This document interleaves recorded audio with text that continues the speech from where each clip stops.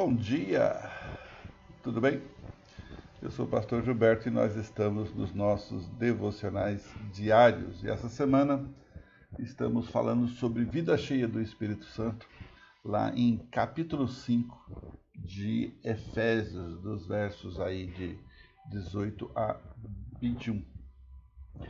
Bom, é um assunto bem interessante, a gente já começou a pautá-lo aqui. Mas eu espero que a gente esteja nesse processo bíblico, né, de entender o que está escrito, para que a gente possa conversar. É claro que eu sei que algumas pessoas, ao passar por esse devocional, vão pensar diferente. Não porque o que está escrito é diferente, mas porque o que está sendo considerado na própria avaliação do texto já tem uma questão preconcebida aí, né? Bora então, espero que nos ajude, né? Ajude você também a aprender e crescer um pouco mais, tá bom? Primeiro ponto aqui, na verdade eu podia até evitar um texto desse, né, para evitar um pouco desse conflito e tudo mais, mas está no nosso texto de Efésios e eu acho que precisamos tratá-lo e isso faz bem para nós. Nós vamos ver um outro aspecto da participação do verso 19, falando sobre a questão de como estar cheio do Espírito. E aqui no verso 19, ele vai falar, né? Então, falando entre vós com salmos, hinos e cantos espirituais, cantando e louvando ao Senhor no coração. Bom, dois aspectos aqui, nós já falamos sobre essa questão da identidade do texto, né? O que o texto está falando? Ele está falando entre vós, ele tem uma proposta de comunidade, de comunhão, né? de relacionamento.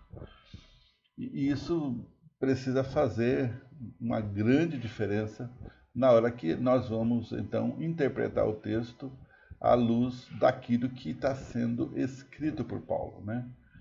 E é com essa proposta que a gente vai avaliar nesse momento agora, essa questão do encher-se do Espírito através dessa conversa e do que é que Paulo está falando, que pode então trazer esse contexto para nós. Bom, quando você lê esse texto, você imagina a cena de um culto na igreja, né, onde todos estão louvando ao Senhor com alegria no coração e eu achava que essa coisa era muito particular, individual, mas Paulo está dizendo que não, que nós seremos cheios do Espírito se estivermos unidos em adoração com outros irmãos. Esse momento do culto público é um momento especial e necessário para que a igreja ela entenda a validade do ser cristão e do ser corpo, né? Então, de que maneira podemos ser cheios do Espírito, né? Então, preciso entender que é uma ordem, enchei-vos é uma ordem, está no imperativo, né? Sendo uma ordem, então eu preciso buscar ao Senhor para que Ele me encha com o seu Espírito. Como? Né? É a grande pergunta aqui. Pela palavra, pela obediência a ela, pela vida em comunhão com os irmãos. E aí eu posso olhar para Jesus, todo o tempo que ele passou na terra, como é que ele vivia. E ele conversava com o Pai cheio do Espírito. Como? Através da palavra que ele conhecia e aplicava. Através da obediência, ele diz que veio para servir e não ser servido. Ele veio para obedecer, ele veio para viver a vontade de Deus. Entendeu o verbo aqui? Ele veio para viver e não apenas conhecer a palavra de Deus. Então, o texto, ele vai falar, primeiramente, sobre o abandono de algo que domina o homem, né, no caso vinho, né, no verso 17, e depois fala sobre a plenitude do Espírito, ou seja, o que você não poderá ser cheio de vinho e do Espírito Santo ao mesmo tempo. Lembra que eu falei? de novo, só para a gente recordar, né? Esse tempo de Efésios tinha milhares de igrejas, talvez exagerei milhares, né? Mas muitas igrejas lá, e essas igrejas tinham propósitos diferentes, serviam a deuses diferentes. E uma delas, que era muito forte, muito conhecida e muito grande, além de Diana, né, dos Efésios, é essa igreja que servia a Baco, né, o deus do vinho. E nesse aspecto, então, as pessoas estavam lá tentando se embebedar com o vinho para poder ter uma relação com a sua divindade, né? Então Paulo falou, não, isso não funciona aqui como cristão, né? Então não há a menor possibilidade de ser parecido, de você ser descontrolado para poder ter uma ação com Deus. Pelo contrário, a Bíblia fala lá em Romanos que Deus nos chamou para um culto racional, né? Então, você vai entender vinho, no caso ali, também por qualquer coisa que esteja tomando lugar do Espírito em sua vida, ou tomando lugar da palavra de Deus, tomando lugar da graça de Deus, do amor de Deus, e de alguma maneira te controlando ou descontrolando, que é o caso do vinho, né?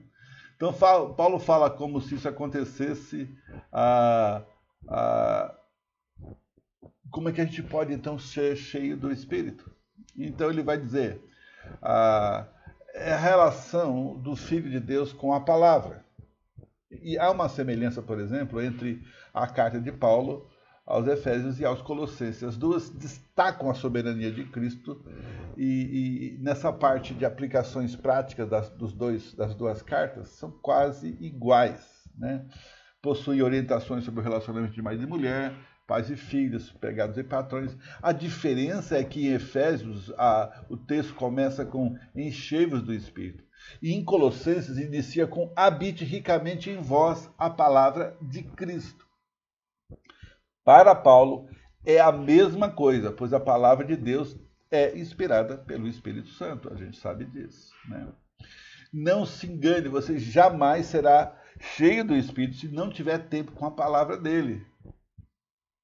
Entendeu?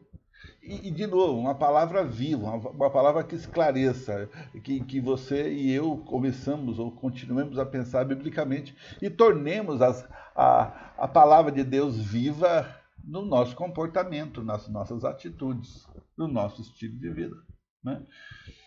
Para muitas pessoas, palavra e espírito parecem ser antagônicas, né? A palavra é algo que eu vou ler e vou tentar entender e fica aqui no cérebro, e o espírito é aquele negócio louco que ninguém sabe o que é. Mas não é verdade, né? As pessoas que ficam buscando essa experiência no Espírito Santo não querem a palavra dele. Por que não? Porque significa que ela vai ter que ceder a Deus a sua própria capacidade de decidir. E elas não querem isso, elas querem uma experiência mística. Só que não tem espaço para isso no culto racional. Numa vida que se parece com a de Cristo. E você não vai ver em nenhum momento Cristo andando incapaz de falar ou de ser razoável, de ser claro sobre a graça e a palavra de Deus, sendo controlado, seja lá por que for. Falando entre vós com salmos, né? E isso é a qualidade das palavras que saem da sua boca. Né? Lembra, ele já falou muita coisa sobre conversa torpe, palavrão e coisas assim. Ele volta a falar, olha, se você não tem que falar, fala com salmos. E salmos tem essa perspectiva de uma conversa lisa e limpa. Lembra? A boca fala do que o coração está cheio. Mas o contrário também é verdade. Né? Coração cheio de bobagem, vai falar bobagem. Né? Dentro da igreja, essas linhas de pensamento podem causar conflito e até pessoas vão ter conflitos com relação a isso. E foi por isso que eu no início já falei, dependendo de quem está lendo aqui ou está assistindo comigo esse devocional, você já pode ter me desligado, ou se você chegou até aqui é para dizer que eu estou errado, mas é só ler o texto, né? Se você começar a falar das coisas do Senhor, essas coisas se tornarão mais presentes na sua vida. Quanto mais você vive a verdade, mais verdade ela se torna e ela é capaz então de controlar você, que é o propósito de Deus, né?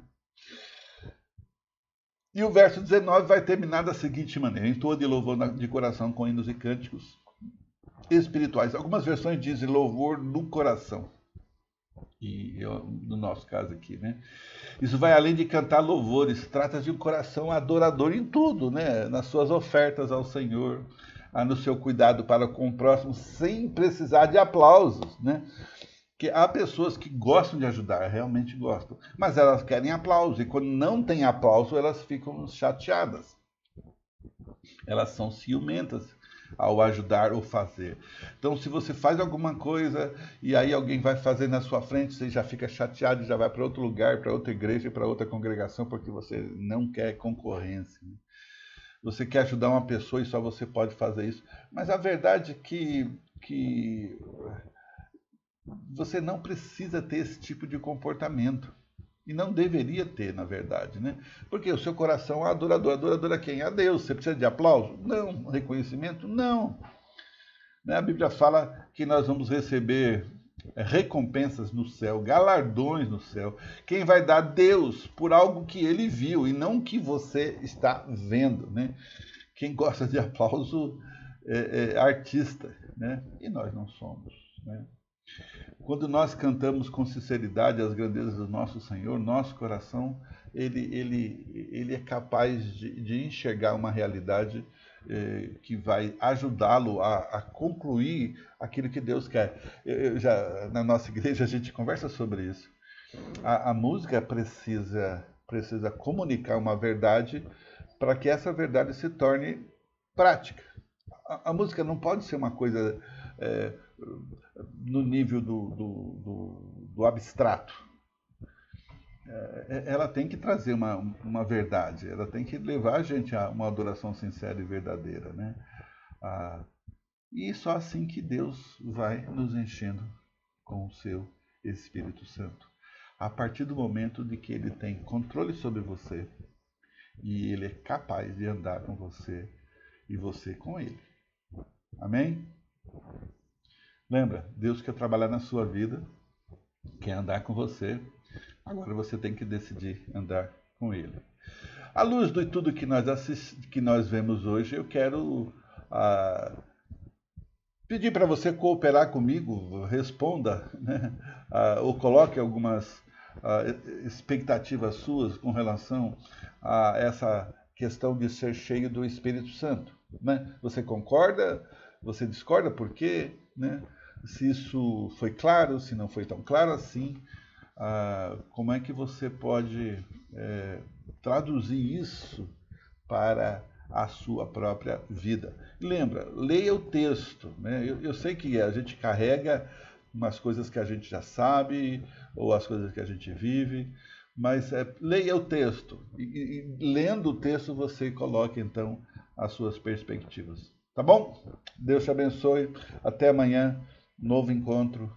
Em nome de Jesus. Amém.